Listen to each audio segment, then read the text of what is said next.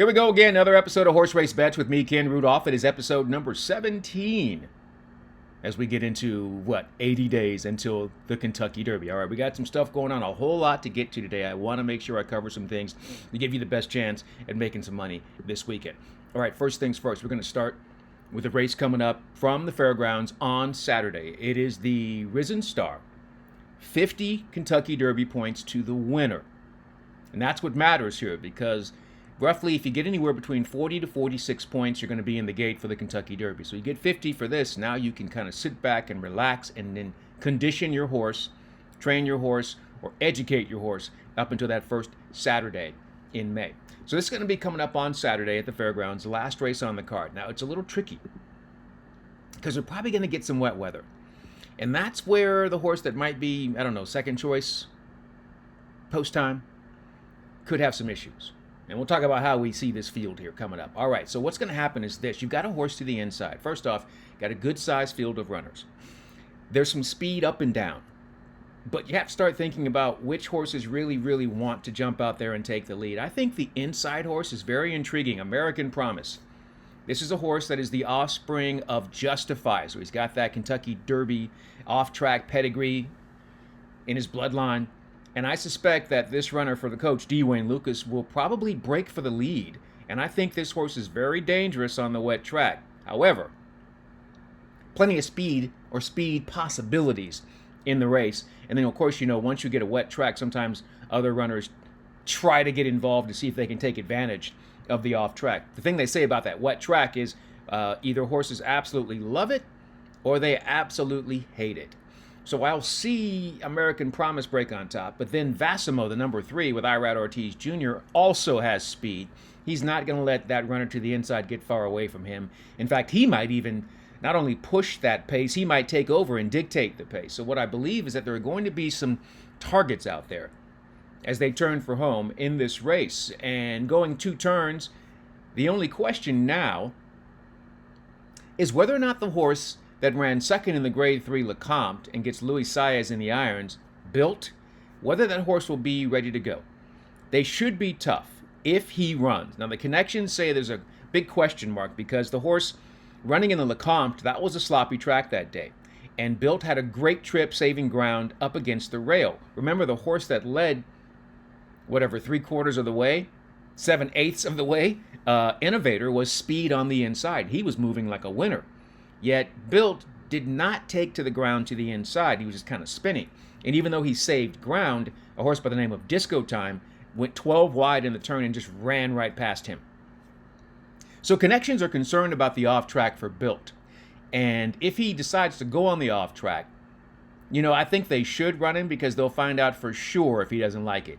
And then if he doesn't like it, in this race coming up, the Risen Star, you probably don't want to move forward with him to the Kentucky Derby because odds are you're going to get a sloppy track on that first Saturday in May in Louisville, Kentucky. So, with all that being said, I like a horse that is improving and he's going to be great value and he should have a target. Vamos Carlito is the number 12 horse. Deep closer, is a very honest horse. Honest means he gives the same performance every single time.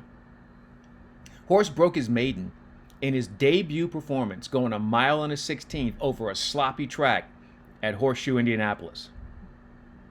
That is really hard to do. From off the pace, right? And so continues to move well from off the pace. Should get something to run at. That's my big pick. I think we're going to get all the money and we can just get pace to run at, and our horse likes the off track. So we get the big price there. That horse gets points and gets into the mix for the Kentucky Derby if they win. Okay, so that's kind of one situation that's rather cut and dry. Pretty simple, straightforward.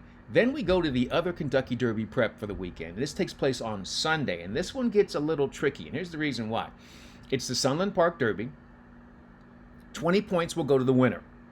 This race takes place late, and that late thing I'm going to kind of describe to you or give you the details on that, explain that to you after we talk about the race. But the post time of this race is important for a chance to make some money in the future. Okay, so let's take a look at what's happening with our field at Sunland Park. So in this race, we've got some runners that are very interesting Remember Big Jim, rather, was a fast closing second in the last race there at Sunland Park. Just couldn't get to the first two runners who were kind of running around ding-donging on the front end. And then, remember, Big Jim finally got into it and ran second. I think he'll have much more pace to run at in the race at Sunland Park on Sunday, partly because of the number 4 horse, Getaway Car. That's Baffert's horse. He's shipping in, looking to steal away. He will face some pressure. Here's the test for Getaway Car. He has never been able to rate and then pass horses. He will have to do this. He will absolutely have to do this on Sunday. And if he can do it and be successful, he's going to be very interesting. We'll get back to him in a moment. Touchy is the number 8. That's a closing sprinter who is stretching out for Wesley Ward. And if he handles the stretch out, he could be very difficult to deal with when they turn for home there. But the runner that I really like is the runner that's shipping in from Oaklawn Park. That is Caldera, the number 9. For the Hall of Fame coach, D. Wayne Lucas. He's going to ship this horse in. Rafael Bejarano will ride, and they should have plenty to run at. They're an honest closer. We'll see if they like the surface. And it's kind of weird when you turn for home there at Sunland Park. It's like they're running into this crazy headwind because closers have the hardest time making up ground. But I think it's going to set up for a closer in that race. I'll take Caldera for the Hall of Famer, the coach, D. Wayne Lucas, Rafael Bejarano, and we'll get value for sure. Okay. Now, I want to circle back to something that's important. The number 4 in here. That's Getaway Car for Bob Baffert. That horse is the morning line favorite.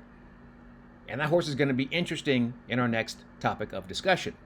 There's another future wager pool coming up on Friday, Saturday, and Sunday. Kentucky Derby future wager pool number 4. The rules are pretty simple. When you make this wager, it's non-refundable. If your horse gets hurt or they decide not to go, or whatever, it doesn't matter. You lose that money. But here's the thing about it.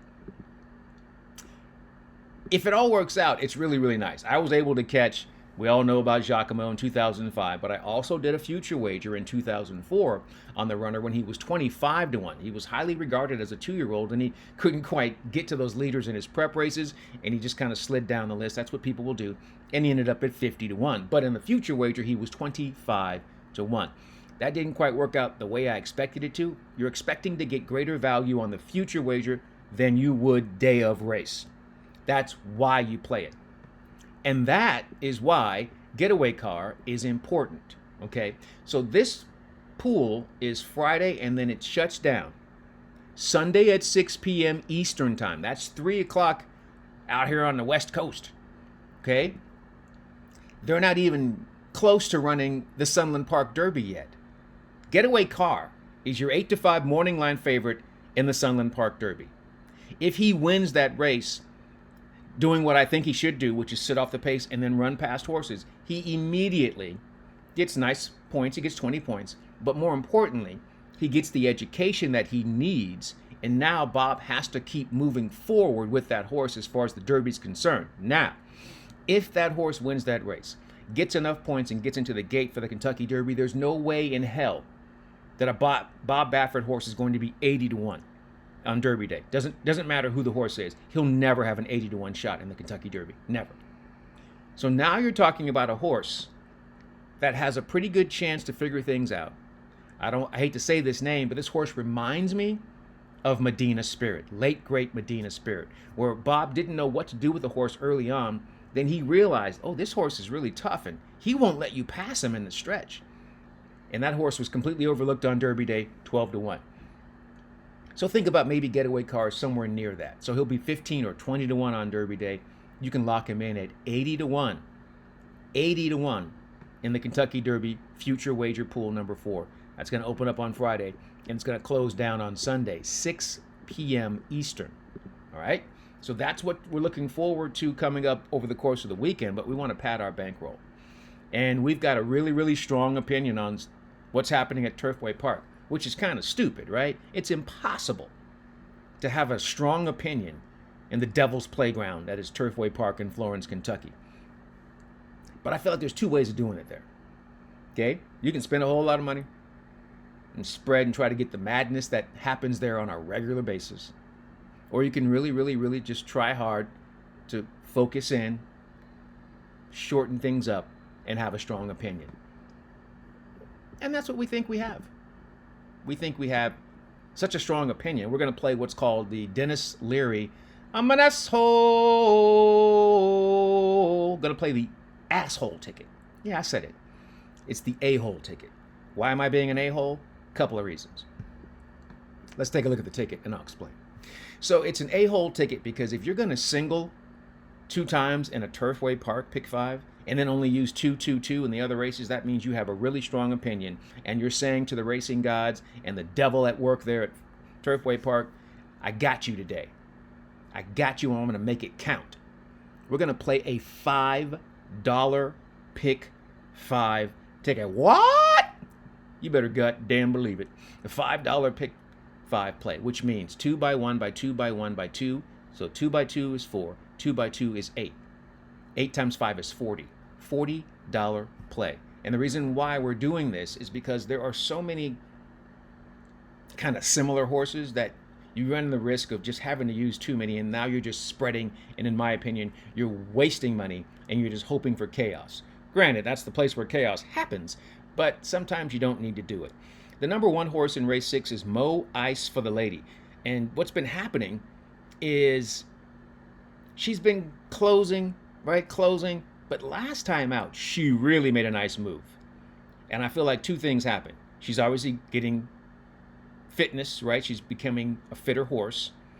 But what also happened is my favorite jockey picked up the mount. Fernando de la Cruz picked up the mount last time, and they made a beautiful move sitting off the pace. I think they can do the exact same thing in this race number 6. Also, My Angel does is speed, and she's going to go to the lead. If the 4, Melody, wants to go with her, great. They did the same thing last time out, fine. But I don't think the 4 is going to go with. The 6 is out there all by her lonesome. Now, I'm being an a-hole because I'm playing against one jockey and one jockey only. And this is where you can get yourself into trouble, but I don't know how to reverse this. So there's a jockey there at Turfway Park. He's a really good rider. His name is Adam Basitza. And Basitza is really good, but I don't know if I've ever cashed a ticket with him. And so when that happens, and he's been on horses that are really good, and he just doesn't get there for me. And he has one horse in particular in this card that I'm going to talk to you about soon. But in race number 6, the 7 Are You a Spy might end up being the favorite. But he's one of those deep closers, in my opinion, that just kind of, he runs in circles. He's of no use to me. Race number 7 is the second leg. I'm going to be a jerk, an a-hole. I'm going to single the 7, Tom's Spirit. He's got speed. He's able to sit just off. The 4 scratched out. That was part of the pace. And so I think that horse should be in the right spot. And he's probably going to have a bit of a duel up front, but he should be okay in that situation. Race number 8, we go 8 and 12. The 12 in there, Free Passage, is the speed, no doubt about it. There's nobody faster in the race than that horse. But the 8, Sonny's Flame, really nice job in the debut performance, closing, running a nice 4th on that particular day. I like that running style. If they can get to the 12, they're going to need some help. There's other horses in there that are interesting, but I'm like, you know what? I'm not going to play this game. I'm not going to spread a bunch of times and try to use a bunch of horses. Then we go to race number 9. We're going to single the 8. We're being an asshole again. Pure C is the 8 at 7-2 morning line. My favorite rider, once again, Fernando de la Cruz. This runner has natural speed, but also sits the trip very well and should be able to do that. And here's the number 1 reason why I'm playing against Adam Basitza and I'm being an a-hole today. He has a horse in number 7 in race number 9 called Nice as Pie. All I have to say about this horse is FTH. Bleep this horse. This horse is the favorite all the time and closes and then never passes horses. He is the worst hang job I've ever seen of a horse. And sometimes I can blame the jockey. I'm like, yeah, maybe it's the jockey. Last time out, one of the best riders in the country and probably one of the best finishers was in the irons with this horse, Luis Saez.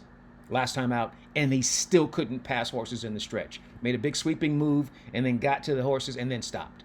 And I'm like, well, if Luis Saez can't help you finish, nobody can. So there's no way I'm betting that 7 horse in race number 9. Y'all can go straight to hell. And then we're live in race 10. And we keep it simple as well. Wesley Ward has the speed. In the 5 horse, they're going to break for the lead, and they're going to try to get away from everybody, and they might be able to do that.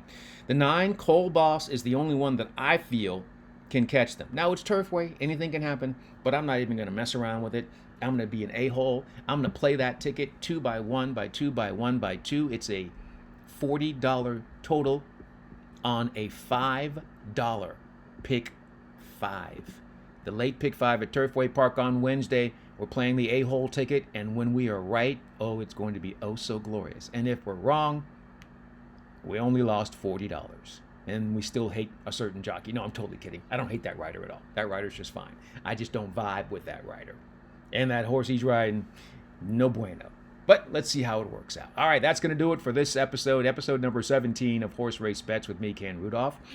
Don't forget, go wherever you go, you have your account or whatever you want to do, and play the ticket, play along with me, and let's have some fun and make this money. And then we'll come back tomorrow, talk about how we got all the monies. It's so great. In the meantime and in between time and until next time, I'm Ken Rudulph. Good luck and enjoy whatever you're into.